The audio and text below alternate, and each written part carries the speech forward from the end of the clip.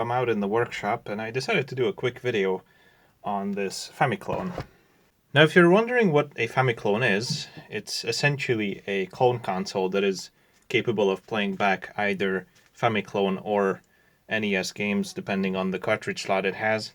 This one was made for playing Famicom games as well as these old yellow cartridges, which are basically bootleg Famicom cartridges, which were very popular back in the 90s. I've owned this cartridge for about over 30 years now. The main thing is that these consoles are actually not emulation boxes. They don't run an emulator on a different hardware. In fact, they're more hardware emulation using usually an ASIC processor, an NES on a chip, which basically takes care of all the functions of the NES. Now these are not perfect. One of the main things that you'll notice is that the audio might be a little bit off because about 99% of these Famiclones will have reverse duty cycles, which originates from an old Famiclone's hardware bug. When they cloned it, they messed up a little bit. But you could almost call this as sort of a charm of these Famiclones, and a lot of people have gotten used to them. It's fine. Honestly, it sounds good for the most part. About a year ago, I've already made a video on a Famiclone, but that one is a much more high-end device off of AliExpress with an HDMI output and everything. This is just a bare-bones, simple, classic old Famiclone with AV output. But why would you want to own one of these instead of an original NES or something like that? It mainly comes down to the price. These cost way less. I mean, you can pick up a Famiclone for a couple bucks sometimes if you get lucky. But NESs are only getting more expensive. And technically this is sort of better in some ways than a Famicom, an original Famicom, because it has an AV out, whereas the Famicom only has RF. Where I grew up, we only had PAL Famiclones, and honestly I feel like 90% of Famiclones are PAL. All kinds of weird looking consoles, clones of each other.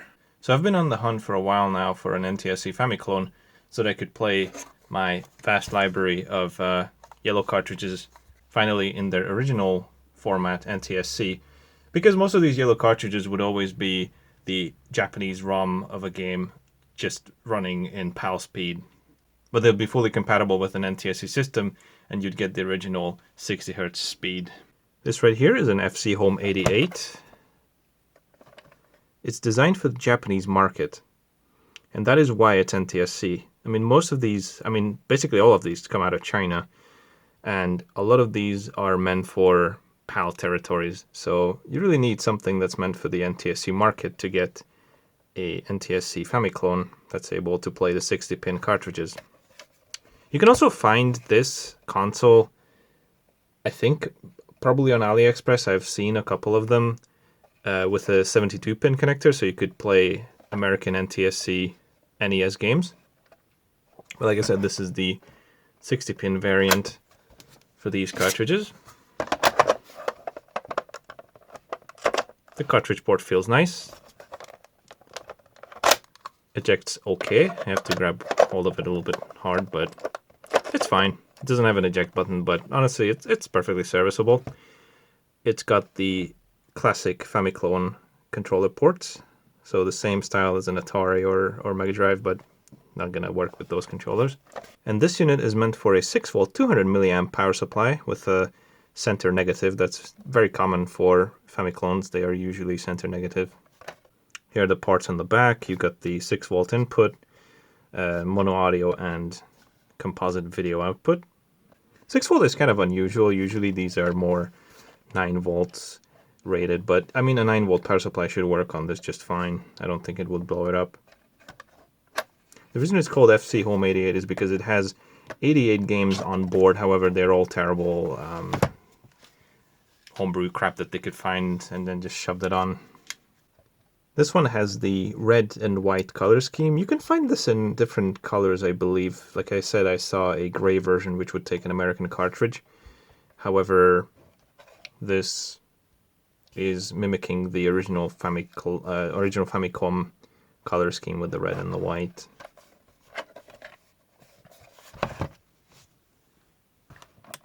The buttons feel good on it. Reset button, power button, decent quality. This is the original controller for the system.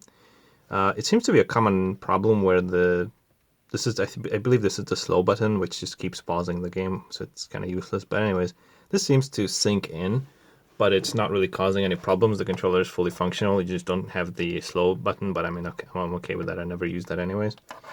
And it's held together with 5 screws. Floating D-pad. Very nice feeling, by the way. This feels really good. The buttons are good. It's a very nice controller. You might be wondering why I didn't just order a Famiclone off of AliExpress. Well, there's a good reason for that. Oftentimes when you order them, you can end up with a PAL system, and I really didn't want that. I didn't want another PAL Famiclone. It seems to have something to do with what kind of power supply you order with it, but sometimes even that doesn't matter. They just send you a 50Hz unit anyway, so I just didn't want to risk it. Found the listing with this console in a bundle and a couple other things, and so I just jumped on it for a really good price. So let's try out some games on it. Let's hook it up and see what it can do. For power, I'm using this 5.7 volt 3 amp Delta power supply. It's way overkill. I mean, 200 milliamps is all it needs, and this is 3 amps. But that's the only thing I had that's close to the factory specs. I didn't want to, you know, have to deviate from it. If you end up getting it with a power supply, then that's the best representation. And I'm just using a polarity converter. So this goes in, you know, like a female to male, and then it just reverses the polarity, makes it center negative. That's very important. Don't mess up your polarity, or it might go boom.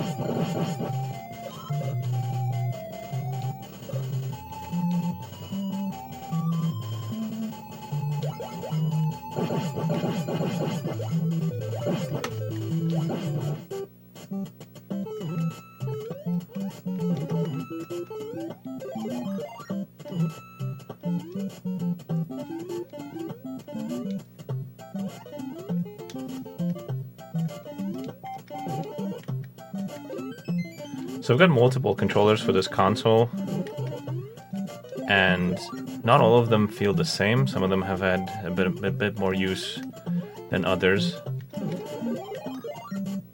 But this one in particular feels really nice. Very snappy, very responsive controller. I really like this one. Feels super good. And that's honestly one of the problems I've always had with a lot of Famiclones back in the day, is that their controllers were super hit and miss and super shitty quality oftentimes. Here's some Castlevania 2. In fact, a lot of the times when you were buying a Famiclone, you'd be...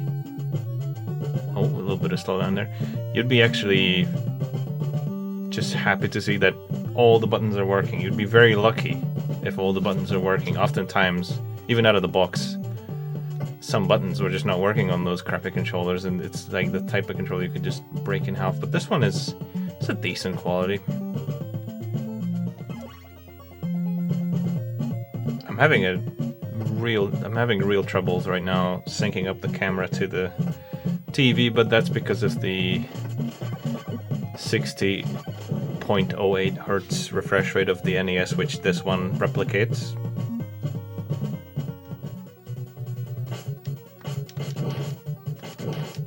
Here's some Ninja Gaiden.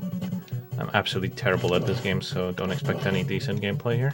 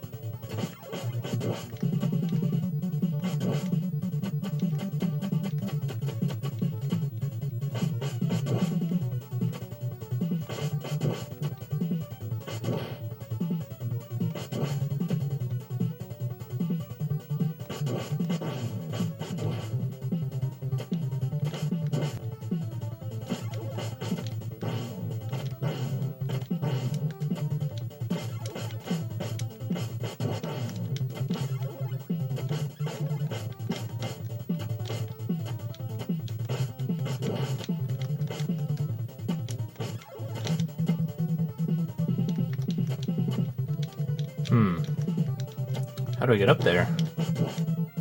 Maybe I don't. Oh, and it's over.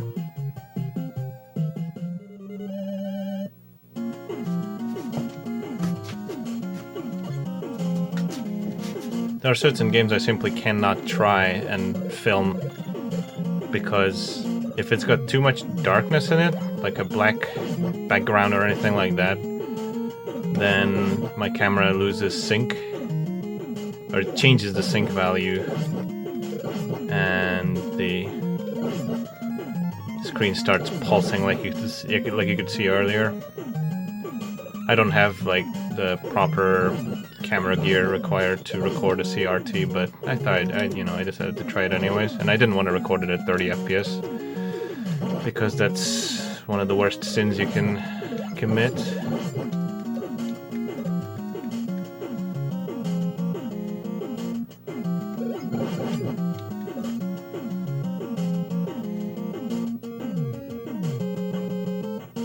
Maybe I could try my other camera. I didn't even think of that. I have a Toshiba 1080i camera. Maybe that could sync up with this TV, perhaps. And the problem is that it's not exactly 60 Hz, like I said before. But that's how the normal NES works as well.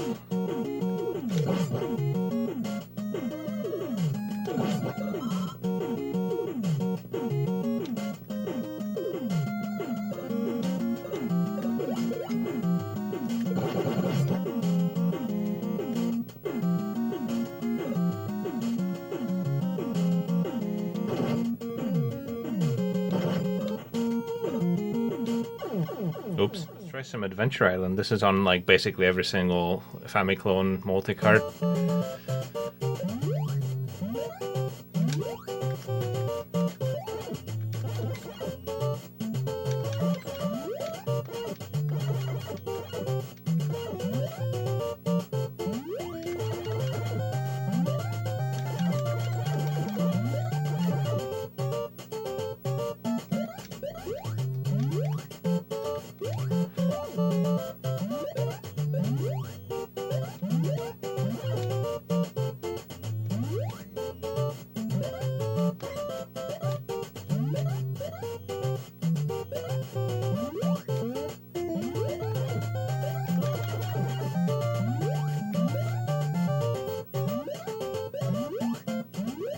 Oops.